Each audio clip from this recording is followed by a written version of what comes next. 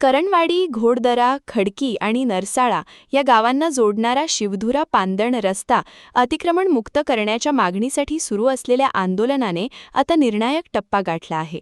अनेक वर्षांपासून सुरू असलेला पाठपुरावा, 4 वेळा करण्यात आलेली उपोषणे, वारंवार दिलेली निवेदने आणि महसूल प्रशासनाकडून झालेल्या आदेशानंतरही प्रत्यक्षात रस्ता मोकळा न झाल्याने संतप्त शेतकरी आता अन्नत्याग आंदोलनाच्या माध्यमातून न्यायाची मागणी करीत आहेत. वंचित बहुजन आघाडीचे नेते राजू निमसतकर यांच्या नेतृत्वाखाली सुरू असलेल्या आंदोलनात उपोषणकर्ते संदीप उमरे यांच्या अन्नत्याग आंदोलनाचा 9वा दिवस सुरू असून बुधवारपासून 2 महिला शेतकरी देखील अन्नत्याग आंदोलनात सहभागी झाले आहेत. त्यामुळे या आंदोलनाची व्याप्ती आणि गांभीर्य अधिक वाढले आहे. संबंधित रस्ता अतिक्रमण मुक्त करण्याबाबत महसूल प्रशासनाच्या स्तरावर प्रक्रिया पूर्ण झाली असून आदेश देखील पारित करण्यात आले आहेत. मात्र प्रत्यक्ष कारवाई होत नसल्याने शासनाच्या निर्णयांची अंमलबजावणी नेमकी कोणत्या कारणामुळे रखडली आहे असा प्रश्न आता नागरिक विचारू लागले आहेत. सरकारने सार्वजनिक रस्ते, पांदण रस्ते आणि वहिवाट मार्ग अतिक्रमण मुक्त ठेवण्याबाबत स्पष्ट धोरण स्वीकारलेले असताना या प्रकरणात मात्र अपेक्षित कार्यवाही होत नसल्याचा आरोप आंदोलनकर्त्यांनी केला आहे. आंदोलक या प्रश्नाला जीवन मरणाचा प्रश्न असल्याचे सांगत परिसरातील महिला शेतकरी मोठ्या संख्येने आंदोलनाच्या समर्थनार्थ पुढे आले आहेत. त्यांनी यापूर्वी धरणे आंदोलन केले, वरिष्ठ अधिकाऱ्यांना निवेदने दिलीत आणि आंदोलनाला जाहीर पाठिंबा देखील दर्शविला. तरीही प्रश्न मार्गी लागत नसल्याने अखेर घोडदरा येथील रुपाली राहुल रोगे व शालुताई गजानन जीवतोडे नामक 2 महिला शेतकऱ्यांनी स्वतः अन्नत्याग आंदोलन सुरू केले आहे. करणवाडी रस्त्याचे अतिक्रमण शिवधुरा उपोषणाला संदीप भाऊ बसलेले आहे. आज 8 दिवस झाले आहे, त्यांच्याकडे प्रशासनाचं लक्ष नाही आहे.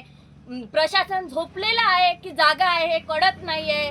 कारण आम्हाला शेतकरी महिलाला इथं उपोषणाला बसायची वेळ आणलेली आहे या प्रशासनाने. कारण महिलाला असं म्हणते का महिलाला हक्क हे आहे बा, पण कुठं आमचा हक्क गेलाय? आज आम्हाला उपोषण करायची वेळ आलेली आहे.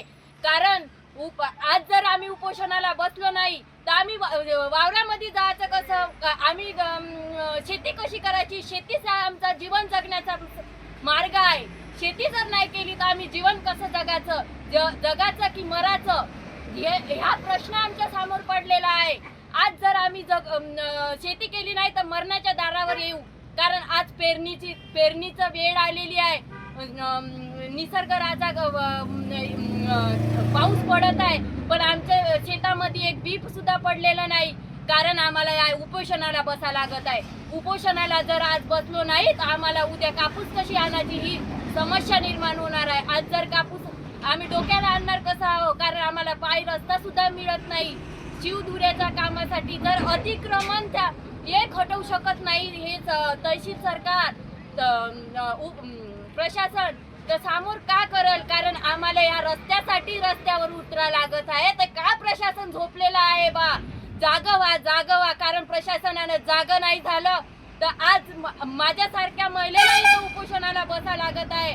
तर का बा दुसऱ्यावर का अत्याचार करणार नाही हे तहसील प्रशासन? हे मला कळालं. कारण संदीप भाऊ आज 8 दिवस झाले त्याच्याकडे लक्ष देत नाही, म्हणून आम्हाला नाईलाजाने त्याला त्रास भोगावा लागत आहे. म्हणून आम्ही आज इथं अन्नत्याग आंदोलनाला बसून राहिलेलो आहे.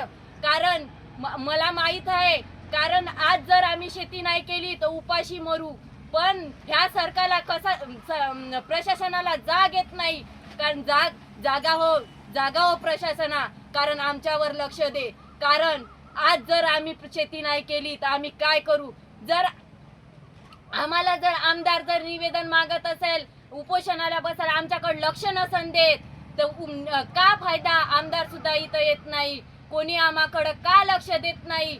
तर खरंच माझ्या सरकार मायबापाला हात जोडून नम्रपणे विनंती आहे का इथं या, आम्हाला न्याय द्या. मी प्रिया, खरंच मी तुमच्या समोर हात जोडून विनंती करतो, पाया पडतो. सरकार मायबापो, माझ्यासाठी न्याय द्या. आंदोलनाचा 9वा दिवस सुरू असतानाही ठोस तोडगा न निघाल्याने नागरिकांमध्ये विविध चर्चा सुरू आहेत. शासनाचा निर्णय, महसूल प्रक्रियेतील आदेश आणि आंदोलनकर्त्यांचा दीर्घ संघर्ष यानंतरही प्रश्न प्रलंबित राहिल्याने प्रशासनाच्या भूमिकेबाबत प्रश्नचिन्ह उपस्थित होत आहेत. आंदोलकांचे म्हणणे आहे की जर सर्व कायदेशीर प्रक्रिया पूर्ण झाल्या असतील तर अंमलबजावणी का होत नाही याचे उत्तर जनतेसमोर मांडले पाहिजे. मात्र असे न करताना वेगवेगळी कारणे सांगत तहसील प्रशासन मारेगावकडून लोकप्रतिनिधींसह वरिष्ठांना चुकीची माहिती दिल्या जात असल्याचा आरोपही आंदोलकांनी केला आहे.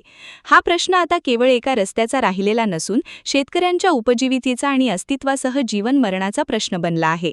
आता प्रशासन या आंदोलनाची दखल घेऊन प्रत्यक्ष कारवाई करणार की संघर्ष आणखी तीव्र होणार याकडे संपूर्ण परिसराचे लक्ष लागले आहे.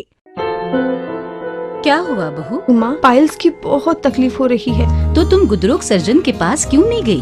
देखो, जैसे हार्ट के लिए हार्ट स्पेशलिस्ट, ब्रेन के लिए ब्रेन स्पेशलिस्ट, तो पाइल्स के लिए पाइल्स स्पेशलिस्ट क्यों नहीं? स्त्री हो या पुरुष, टॉयलेट में तकलीफ केवल पाइल्स ही नहीं और भी कई प्रकार के गुदरोग तथा कैंसर भी हो सकता है. इसीलिए इसकी प्रत्यक्ष जांच जरूरी है. ठीक है माँ, पर जांच के लिए हम जाएंगे कहाँ? वही काले आयुर्वेदिक पाइल्स हॉस्पिटल में. लेकिन माँ, प्रेगनेंसी में पाइल्स की दवाइयाँ. प्रेगनेंसी में आयुर्वेदिक दवाइयाँ सुरक्षित होती है. जनहित में जारी. काळे आयुर्वेदिक पाइल्स हॉस्पिटल, औषधि चिकित्सा तथा सर्जरी ट्रीटमेंट उपलब्ध. हमारा पता उमरेड रोड, दिघौरी बस स्टॉप के पास, नागपुर. अधिक जानकारी के लिए वेबसाइट पर जाएं kalepileshospital.com.